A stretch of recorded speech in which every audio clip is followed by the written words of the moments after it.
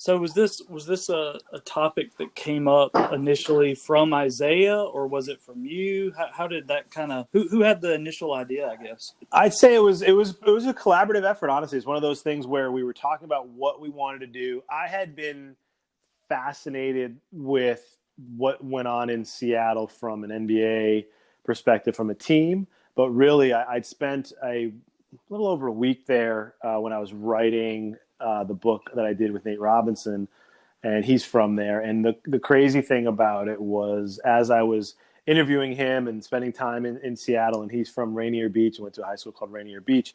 I'm walking around looking at things, and all of a sudden I'm talking to people and I'm hearing that Jamal Crawford also went to that high school. And then Doug Christie went to that high school, and Jason Terry went to a school down the road, and Brandon Roy actually went to a school pretty close that was a rival of this high school. And I'm talking and learning, and I'm realizing not only are all these guys, in the NBA from like 10 square miles in Seattle and Washington, and then Isaiah Thomas is from Tacoma, but, was a rival against these guys in the state tournament.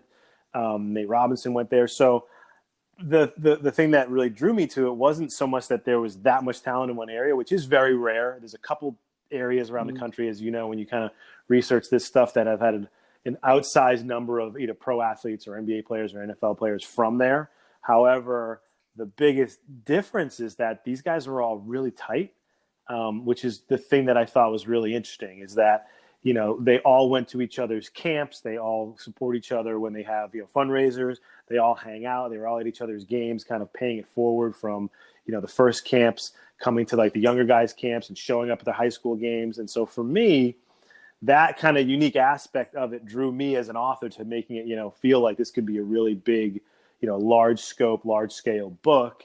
And